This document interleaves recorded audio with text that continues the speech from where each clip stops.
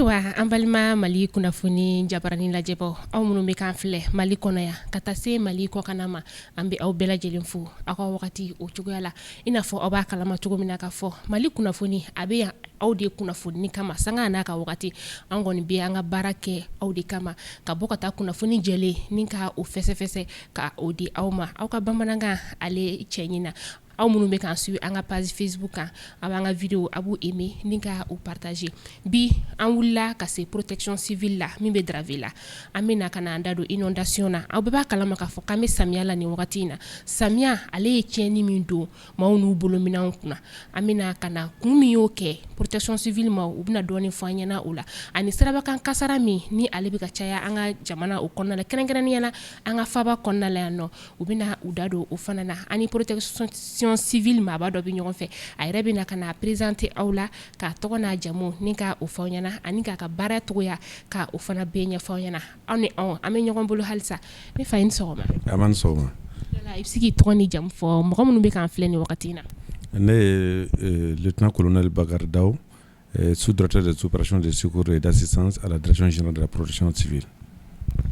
Ayiwa monsieur Daou Mali kunnafoni wulila ka si ma bi i n'a fɔ n y'a fɔ cogo min na sisan ka kuma daminɛ la o de ye nin wagati in na sanji min ni ale bɛ ka na an bɛ samiya o kɔnɔna la sanji a natɔ ani ji caman de bɛ ka na a bɛ ka kɛ sababu ye ni ka tiɲɛni don maaw kunna yala i bɛ se k'a fɔ an ɲɛna fɔlɔ sanji in yɛrɛ a tiɲɛni kun yɛrɛ ye fɛn min ye fɔlɔ. D'accord, donc n b'aw fo n bɛ an lamɛn jɛkulu an filɛli jɛkulu bɛɛ lajɛlen fo ka sababu kɛ k'a fɔ an bɛ kunnafoni mun di a cɛ ka ɲi minnu bɛ anw lamɛn ani minnu bɛ anw lajɛ u ka se ka faamuyali sɔrɔ a la donc n'o kɛla la an ka foli bɛ ka taa olu ye sanga ani waati bɛɛ lajɛlen na o tɛmɛnen kɔ i ka dɔn k'a fɔ an bɛ mun fɔ nanzarakan na n'o ye inondation an ka to dungana k'a fɔ ko ji ka walakantali kun caman b'a la mais kun fɔlɔfɔlɔ bi ni an bɛ se ka o sɛmɛntiya k'an bolo da o kan o ye k'a fɔ an bɛ yɔrɔ min na bi i n'a fɔ diɲɛ bɛ cogo min na u b'a wele k'a fɔ ko changement climatique k'a fɔ ko wagatiw dabolo u yɛlɛmɛna donc fɔlɔ tun bɛ cogo min na wagati la sisan ji ka walakantali a juguyara ka sababu kɛ yɛlɛmani min donna o kɔnɔna na donc changement climatique kɔfɛ n bɛ min fara a kan k'a fɔ ko kunba yɛrɛ ye mun ye tuguni ka da o kan o ye k'a fɔ an bɛ yɔrɔ min na komi bi i ka dɔn k'a fɔ ji ka changement climatique kɔfɛ ji ka walakantali bɛ sɔrɔ fɛn min na o bɛ sɔrɔ an yɛrɛw jogo la ni o bɛ wele adamadenw ka dɔn k'a fɔ adamaden jogo ye mun ye a fɔra k'a fɔ an kana sigi yɔrɔ min na an y'a kɛ an sigiyɔrɔw ye an bɛ min wele nanzarakan na ko l'imaginaire de fleuve n'o ye kɔ kɔnɔnaw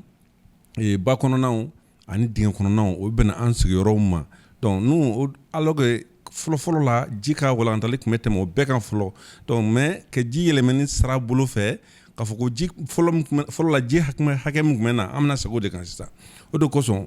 adamaden ka sigiyɔrɔ bɛ dingɛ kɔnɔ a bɛ dingɛ da la a n'a bɛ dingɛ kankun sanfɛ n'an b'o wele le lit majeur des marigots et des fleuves o de b'a to sababu jugu la ni anw yɛrɛw ka sababu min bɛ wele k'a fɔ anw sen bɛ ji ka walakantali la ka don an sigiyɔrɔw kan donc o de ye ɲininkaliw kuruba fila ye jaabi k'a fɔ donc non seulement changement climatique bɛ n'o ye diɲɛ yɛlɛmɛ cogo ye mais aussi surtout an bɛ yɔrɔ min na bi an fana kan k'an jogo changer o nɔfɛ o changement kɔnɔ na an ka bɔ kɔdaw la an ka bɔ kɔdingɛw kɔnɔ an ka bɔ bakunkanw na a ka ca Ala fɛ n'o kɛla ji a mana walakanta cogo o cogo a kɔlɔlɔ caman bɛ bɔ a la anw ni an ka bolofɛnw ani an ka sigidala kɛcogo kan. Yala protection civile ale yɛrɛ jɔyɔrɔ ye mun ye ni ji walankatara nin cogoya in na tan. Bon protection civile jɔyɔrɔ ka ca parce que an bɛ fɛn dɔ wele mun b'a wele k'a fɔ cadre politique o ye k'a fɔ politique sara kɔnɔna na an ka baara ye mun ye walasa ka se ka sigida bolofɛnw sigida mɔgɔw bolofɛnw ani sigida yɛrɛ an b'a lakana cogo di an ka baara bɛ bolo kan o kɔnɔna na an bɛ an ka taabolo ye mun ye k'a fɔ kasara kana kɛ fiyewu yɛrɛ ni an bɛ min wele walikan na k'a fɔ ko la prévention des risques donc an t'a fɛ hali kasara ka kɛ donc o la fɛɛrɛ dɔ b'an bolo an bɛ fɛɛrɛ minnu boloda ka se ka kasara bali nka ni kasara ma ɲɛ balili kɔ k'a bɛ kɛ n'a kɛla fana an bɛ bolo wɛrɛ boloda o ye bolo filanan ye n'an bɛ wele ko prévision donc an bɛ kɛwale tɛ kɛwale m'a to an bɛ se ka o kasara kunbɛn ni kunbɛlan ɲumanw ye cogo min na o de kosɔn n'a y'aw jateminɛ a ka dɔn k'a fɔ sɔmiya ɲɛkɔrɔla la non seulement an bɛ an ka denmisɛnninw an bɛ u jama caya tuguni an bɛ tila ka u bolofɛnw dilan ka bɛn par exemple an bɛ minnu wele ko moto pompe minnu bɛ ji sama ka bɔ dingɛw kɔnɔ ani minnu bɛ ji sama ka bɔ so kɔnɔ donc an bɛ olu lawaleya o ye an ka baara kunfɔlɔ filanan ye baara kunfɔlɔ sabanan o ye k'a fɔ ni kasara kɛla sisan an bɛ dɛmɛ jumɛn ju ma joona donc o bɛ wele ko la gestion des urgences donc o de b'a to ni a tɛ bali anw na ni ji ka wolantala ka don mɔgɔw ka tiɲɛni kɛ walasa an ka mɔgɔw bɔ degun na joona ka sɔrɔ ni kasara ma sɔrɔ ni bolofɛnw cayali man ca donc a nana ye jumɛn an bɛ wele mun ye k'a fɔ ka adamadenw k'u ta k'u kisi k'u sigi sigiyɔrɔ la sigiyɔrɔ min b'a to u bɛ se ka wagati kɛ yen yanni u ka yɔrɔw ka labɛn donc an b'o wele assistance donc o ni an ka dɛmɛjɛkulu an n'o b'o baara kɛ ɲɔgɔn fɛ donc pompier ka baara de filɛ nin ye mun bɛ kalala kasara ko fɔ an bɛ se k'a kunbɛn cogo di hali n'a ma ɲɛ a nani kɔ n'a nana an bɛ se ka baara jumɛn kɛ walasa k'a kɔlɔlɔ dɔgɔya adamaden ani bolofɛn kan. sisan i bɔra k'o min fɔ ko aw bɛ population dɛmɛ an ka ni kasara y'u lasɔrɔ sanjiko ta fanfɛla la yala population yɛrɛ bɛ aw lasɔrɔ cogo di fɔlɔ ni kasara in ser'u ma. bon an ka sɔrɔli ka nɔgɔ kosɛbɛ mais ka sababu kɛ faamubaliya ye parce que bon an ka numéro vert bɛ yen 80 00 12 01 o ye numéro m'a to wagati ni numéro in wele i b'a sɔrɔ ni degun b'i kan o la an bɛ dɛmɛ don i ma a kɛla wagati bɛɛ su fara tile kan donc 80 00 12 01 mais o dɔrɔn tɛ bawo anw ni polisiw ani gendarmew an bɛ baara kɛ ɲɔgɔn fɛ donc ni numéro ɲɔgɔnna bɛ olu fana bɛɛ lajɛlen bolo ni ye polisiw ta par exemple 80 00 11 15 ou 80 00 11 14 polisi gendarmerie bɛɛ n'i y'o fɛn o fɛn sɔrɔ wagati la hali ni m'anw sɔrɔ an bɛ se ka dɛmɛ don i ma ka sababu kɛ kunnafoni bɛ an ni olu cɛ kuma bɛɛ la n'an bɛ min wele ko taliki-waliki donc ni ci sera olu ma o wagati kelen kɔnɔ olu bɛ se ka anw ladɔnniya donc nin bɛɛ ye numéro ye wari tɛ sara si la on appelle ça numéro vert donc numéro vert kɔfɛ an ka numéro wɛrɛw bɛ yen mais olu bɛ se ka numéro saratɔ ye mais ni kɛ nin si la nin tɛ sara o walasa a sarabaliya kun ye jumɛn i b'a sɔrɔ crédit tɛ dɔ kun mais degun b'a kan walasa a ka se ka anw sɔrɔ an ka degun ɲɔni ka bɔ a kan ka sɔrɔ a ma kɛ ni dépense ye donc o de kosɔn an ka nin dɛmɛ ye fu de ye ka weleli kɛ fu don an bɛ taa ka t'i dɛmɛ ka bɔ kɔlɔlɔ kɔnɔ fu don o de kosɔn an b'a kɛ walasa dɛmɛ bɛ teliya cogo min na adamadenw bɛ kisi o bolofɛnw bɛ kisi ka sɔrɔ a ma kɛ ni weleli kunjan ye. ayiwa Monsieur Daou anw ye journaliste ye anw bɛ kumaw ta u sun kɔrɔla la très généralement ni population kɔni donnen don ɲɔgɔn na i b'a ye mɔgɔ caman b'i plaigner k'aw ka numéro vert ninnu a tɛ sɔrɔ hali n'i y'a wele a bɛ to tintin fɔ de la réseau occupé numéro vert tɛ sɔrɔ n'i ye numéro vert fana sɔrɔ wagati min na yanni sapeur pompier yɛrɛ bɛ si i ma o b'a sɔrɔ aw yɛrɛ ye degun ta ka bɔ aw yɛrɛ kunna yala aw minnu ye sanfɛmɔgɔw ye aw ma se ka précaution ta o la. bon k'a fɔ ko numéro vert tɛ sɔrɔ bon a bɛ se ka kɛ parce que par exemple effectivement ne ye 80 00 12 mun fɔ i b'a sɔrɔ ni kasara sanji kasara nana i b'a sɔrɔ sigida par exemple min kɛra le 30 au 31 i b'a sɔrɔ quartier Bamako quartier 13 bɛɛ kun inondelen don donc bɛɛ b'a fɛ ka numéro kelen sɔrɔ wajibi ni bɛɛ b'a fɛ ka numéro kelen sɔrɔ alors que numéro kelen de don donc mɔgɔ bɛ don ɲɔgɔn kan mais ko mɔgɔw ka dɔn k'a fɔ sigida kunko de don adamadenw bɛ yɔrɔ o yɔrɔ anw bɛ yen ka taa yen n'i ye Bamako jateminɛ commune pratiquement commune i b'a sɔrɔ an daga yɔrɔ dɔ bɛ yen ni numéro vert in kosɔn kɔfɛ numéro bɛ yen o commune bɛɛ la donc commune bɛɛ ani région bɛɛ centre de secours fɛn o fɛn bɛ yɔrɔ o yɔrɔ numéro wɛrɛ bɛ yen mun kan ka to ni sigidala mɔgɔ ka kan o dɔn k'a fɔ bon an ma nin numéro in sɔrɔ an bɛ nin numéro in wele donc ni i bɛ commune 1 na i ka dɔn k'a fɔ i ka daga yɔrɔ bɛ yen Sotiba centre secours bɛ yen n'i bɛ commune 6 la Sogoniko bɛ yen n'i bɛ etc ka taa se hali région kɔnɔ na n'i bɛ Sikaso hali n'i bɛ Minaka numéro bɛ o daga yɔrɔ la mun b'a to an bɛ se ka i bɛ se ka pompier sɔrɔ cogo min na donc numéro vert kɔfɛ bɛɛ kan k'i ka sigida pompier ɲini k'a dɔn k'a fɔ ala k'an kisi kasara ma ni kasara in sɔrɔ n bɛ pompier sɔrɔ cogo di mais a waati kasara waati tɛ numéro ɲini kuma ye donc mɔgɔw kan ka c'est pourquoi n'a y'a jateminɛ kɛ an ka ɲɛnajɛw fɛ an ka da walanda an bɛ min wele ko porte ouverte o sababu kun ye walasa sigidala mɔgɔw ka u ka pompiers dɔn u ka pompiers sɔrɔ cogo dɔn ka sɔrɔ a ma kɛ ni degun ye donc numéro vert in a tɛ équipé a tɛ mɔgɔ wɛrɛ kama a bɛ citoyen de kama peut-être que n'u m'a sɔrɔ waati min na u ka dɔn k'a fɔ mɔgɔ wɛrɛ de bɛ yen ni o bɛ ka weleli kɛ n'an bɛ ka degun ta ka ɲini ka bɔ o kan o de b'a to peut-être que ni welekanw bɛ don ɲɔgɔn kan o la mɔgɔ b'a fɔ ko an tɛ sɔrɔ sinon sɔrɔbaliya tɛ mɔgɔ bɛ yen mun bɛ yen numéro in kama 24 heures sur 24 u tɛ sɔnna u tɛ jingɔ voilà. Yala samiya in daminɛ ni sisan cɛ ji ye maa dɔ bɔnɛ ani na. Ah oui, effectivement, an ye a daminɛ c'est pourquoi an ye welewelekan caman kɛ depuis an bɛ mois de avril an bɛ kumaw na k'a fɔ a ye fosow bɔ a ye dingɛw sen a ye nin kɛ pour que ji ka walakantali mun filɛ nin ye a ka dɔ ka bɔ a kɔlɔlɔ la mais ɲinɛ an y'a ye k'a fɔ ɲinɛta in juguyara dɔɔni n'i ye Mali bɛɛ lajɛlen jateminɛ an bɛ k'a fɔ au moins k'a daminɛ fɔ juin kalo parce que juin kalo tile 6 kana se bi ma inondation daminɛna a bɛ ka kɛ fana donc a y'a jateminɛ Mali bɛɛ kɔnɔ mɔgɔ 7 hakɛ de bɔnna o nin na donc mɔgɔ 23 joginna jama caman bulankolon la ji ye minnu donna minnu kan k'o kɛ comme an bɛ mun wele nanzarakan na ko sinistre donc o jamakulu ka ca kosɛbɛ mais ala nana ka n'a ye mɔgɔ 7 hakɛ bɔnna o nin na donc o ye Mali bɛɛ ye dɛ Bamakɔ dɔrɔn tɛ nin wagati in na voilà. Ayiwa an ka ɲini ka se a kuncɛ ma yɔrɔ ma bamananw kuma don baara o baara la gɛlɛya bɛ a kɔnɔ yala aw ka baara in na aw bɛ gɛlɛya jumɛn de sɔrɔ a kɔnɔ. Bon gɛlɛya bɛ baara kɔnɔ effectivement an bɛ gɛlɛya mun sɔrɔ i ka dɔn k'a fɔ o ye an bɛ dugubaw jateminɛ par exemple n'i ye Bamakɔ ta ka Kayi ta ka Sikaso ta an ka gɛlɛya fanba ye fɔlɔ ni an bɛ taa kasara fɛ yanni an ka se kasara ma donc o ye difficulté donc siraw ka dɔgɔ o siraw tɛ problème ye mais sira ni an bɛɛ bɛ sira de matarafa ni an bɛ wele usagers donc an ni usagers tɔw bɛɛ bɛ sira kelen kɛ donc ni an mago bɛ ka sira sɔrɔ wagati min na an t'a sɔrɔ a wagati la o tɛmɛnen kɔ dɔw fana bɛ siraw masuba k'a kɛ ko gendarme couché donc u bɛ siraw tigɛ walasa mɔgɔw kana se ka tɛmɛ ni teliya ye bon a caman bɛ yɛrɛ a tigɛ hali sariya kɔnɔna na mais anw fana hali n'anw bɛ taa urgence la n'anw fana sel'o ma wajibi an bɛ sumaya ka se ka se fɛn ma o de b'a to o gɛlɛyaba b'an kan o ye fɔlɔ filanan ka dɔn k'a fɔ an ka numéro d'urgence komi an ye mun kuma fɔ sisan numéro d'urgence fana bɛ yen mɔgɔ caman b'a wele ka tulonkɛ k'a kan parce que a tɛ sara crédit hali ni crédit t'i kun i bɛ se ka weleli kɛ dɔw b'an wele b'an tɔɔrɔ alors que o wagati kelen kɔnɔna na i b'a sɔrɔ degun bɛ dɔ la o b'a fɛ k'an sɔrɔ t'a sɔrɔ o wagati kɔnɔ donc o de degun ka bon an kan kosɛbɛ ani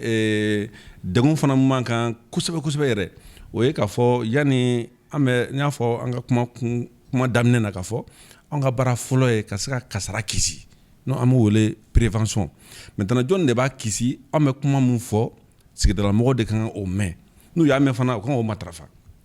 mais an ɲɛ b'a la k'a fɔ a ka ca Ala fɛ a tɛ matarafa kosɛbɛ sinon an ye kuma caman kɛ an ye kulo caman bɔ yanni ka sɔmiya se walasa ka kasara ji ka kɔlɔlɔ kasara k'o bali k'o dɔgɔya mɔgɔw kan an bɛ kuma caman fɔ sirabakan kasara fɛ mɔgɔw ka boli dɔɔni mɔgɔw ka taa 90 km à l'heure n'u bɛ dugujan sira fɛ mɔgɔw ka taa 50 km à l'heure n'u bɛ Bamakɔ kɔnɔ donc o mɔgɔ ka dɔgɔ i bɛ moto la o i bɛ mobili la o i kan boli man ka tɛmɛ nin kan an bɛ o kulokanw fɔ walasa kasara mana kɛ a ka dan sira la donc an ko fana hali n'a ma ɲɛ a bɛ bolifɛnw boli a ye casque don parce que mototigiw a ye casque don parce que mɔgɔ caman bɛ kasara mɔgɔ caman ka kasara bɛ kɛ saya ye ka sɔrɔ casque ntanya ye parce que n'a binna goudron kan kunkolo lankolon a bɛ bɔ an m'o kuma minnu fɔ ni sigidala mɔgɔ b'o mɛn ka tila k'o matarafa o de ka di anw ye kosɛbɛ o ka fisa anw ka wuli ka fɔ k'an bɛ taa dɛmɛ don kasaramatɔw ma donc o de ye degun man kan kosɛbɛ o ye nin fɛn dama ye n filɛ ka mun fɔ a ɲɛna nin ye. Colonel Daou n bɛna segin kɔfɛ dɔɔni sisan nɔ ni mɔgɔ dɔ donna ji la sisan ka kɛ i n'a fɔ ji bɛ fɛ ka taa n'a tigi e mɔgɔ min bɛ yen nɔ i b'a dɔn k'i bɛ se ji la yala n'i y'a tigi bɛ fɛ k'a tigi bɔ ji la e ka kan ka mun de kɛ fɔlɔ yanni aw bɛ na. On appelle les jeux de premier secours ka adamaden k'a kisi ka jangaro ma yɛrɛ o an ka sera yɛrɛ de y'a exiger an kan ka fɔ n'i ye Mali constitution jateminɛ article 220 ka taa se fɔ 222 ma o de b'a fɔ k'a fɔ wajibi don ne ma wajibi don e ma wajibi don an filɛlijɛkulu bɛɛ lajɛlen ma an ka dɛmɛ don an adamaden ɲɔgɔn ma n'a bɛ kasara kɔnɔna na n'a bɛ kɔlɔlɔ kɔnɔna na n'an de bɛ taa jangaro fɛ donc wajibi don an ma mais a ka dɔn k'a fɔ an bɛ se ko la dɛ ni e bɛ se ji la ni technique table ka mɔgɔ bɔ ji la ne kɛ ji kan e fana bɛ kɛ su ye donc kɔrɔ ka fɔ ni mɔgɔ ye bina bɛɛ ɲini ka noyer an b'a fɔ nanzarakan na ka noyer ji la ji bɛ ka don a fugonfugon kɔnɔ parce que noyer de bɛ taa ji bɛ taa fugonfugon kɔnɔ de a bɛ fugonfugon dagere fiɲɛ tɛ se ka don o de bɛ na ni ji ka saya ye maintenant ni e mɔgɔ bɛ ji kɔnɔ ale tigi ɲɛ tɛ foyi la ni e bɛ se ji la o ye ɲininkali fɔlɔ ye filanan fo i ka fɛɛrɛ ka sɔrɔ k'i bolo i bɛ se ka mɔgɔ kisi ji la parce que i bɛ se ji la dɔrɔn t'a to i bɛ se ka mɔgɔ bɔ ji la dɛ parce que ne y'i fili ji la n'a tigi y'i minɛ a t'i bila dɛ donc f'i ka technique dɔ technique min b'a to i bɛ se ka bɔ maintenant n'i bɛ se nɔni na ni fɛɛrɛ b'i bolo ka mɔgɔ kisi nɔni na i don a nɔfɛ i k'a sama ka bɔ n'i y'a sama ka bɔ an bɛ sɔrɔ ka min wele ko les jets de premier secours i bɛ sɔrɔ k'o k'a kan ka se ka dusukun maase ka fiɲɛ d'a ma n'o b'a to a tigi bɛ ɲɛnamaya nka n'i tɛ se ji la ou hali n'i bɛ se ji la ni fɛɛrɛ t'i bolo ka mɔgɔ kisi ji la a ɲini min fɛ an ka fɛn dɔ fili a ma a kɛra bere ye a kɛra jurukisɛ ye n'a y'o minɛ a t'a bila abada i b'a sama ka bɔ ka na gere kan donc an b'o de ɲini weelekɛlaw fɔ o kelen bɛ hali sarɔn kasara fɛ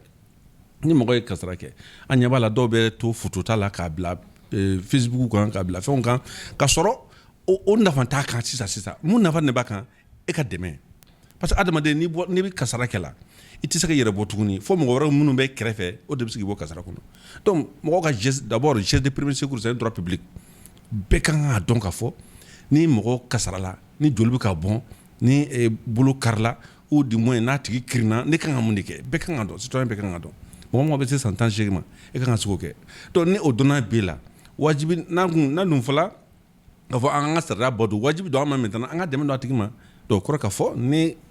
a kɛla jikan kasara ye o a kɛla sirabakan kasara ye o ni kasara kɛla au lieu que an ka tigi filmer ko an b'a bila Facebook kan an ka dɛmɛ don a ma ka a kisi ka bɔ jangoro na walasa jangoro kɔlɔlɔ o ka dɔgɔya a ka ni kan ka se ka ni lakisi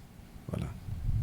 Ayiwa colonel Daou welewelekan jumɛn b'i bolo ka lase minnu bɛ k'an filɛ ni wagati in na bon an filɛ jɛkulu jama bɛɛ lajɛlen fɛ ne bɛ welewelekan min lase ka dɔn k'a fɔ a ye a ka droit public n'o bɛ wele le premier secours an bɛɛ ka kan ka se ka a la jinɛya ko tɛ k'a fɔ n taara université la o tɛ k'a fɔ n ye kalan n'o man kalan droit de c'est-à-dire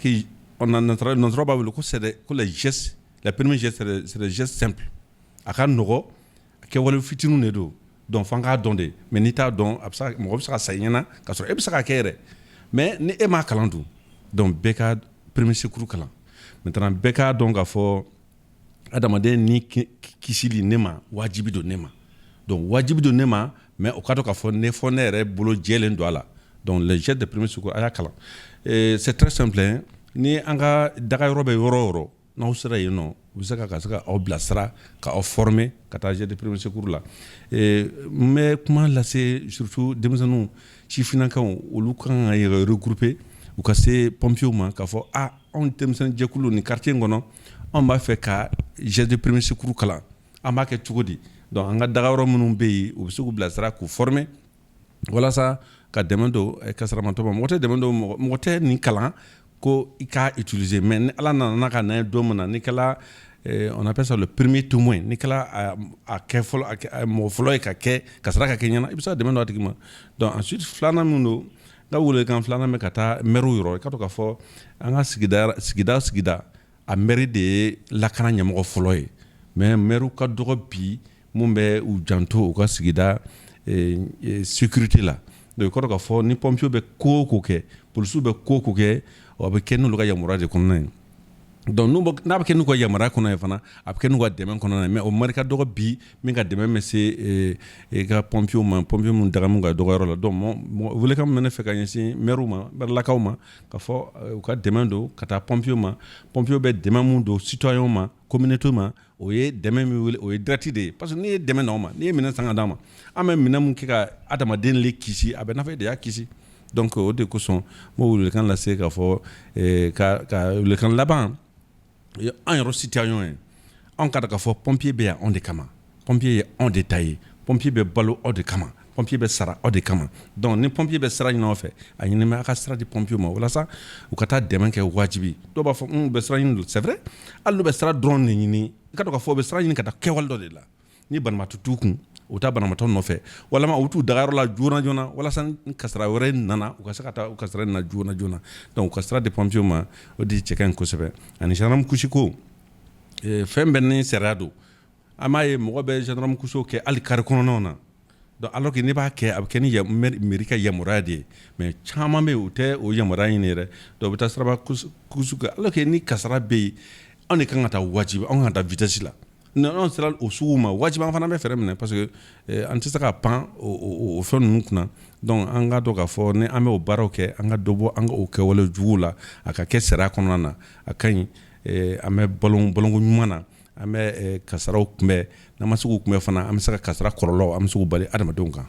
voilà. Ayiwa Mali kunnafoni jabarani lajɛbɔ hakili la aw bɛɛ lajɛlen faamuyali sɔrɔ colonel Daou ale ka bi kuma in na n y'a fɔ aw ɲɛna cogo min na kuma daminɛ la Mali kunnafoni ale bɛ yan aw de kama k'aw kunnafoni sanga a n'a ka wagati fɛn minnu bɛ yen nɔ n'olu kunpan bɛ aw la ka o kunpan ta ni k'a bɔ aw kan ni Ala sɔnna ma a ye to connectelen an ka page Facebook n'an ka page YouTube kan don n'a nataw la an bɛna kunnafoni wɛrɛ ni ka olu ɲini k'a di aw ma aw k'an bɛn diɲɛ waati wɛrɛ.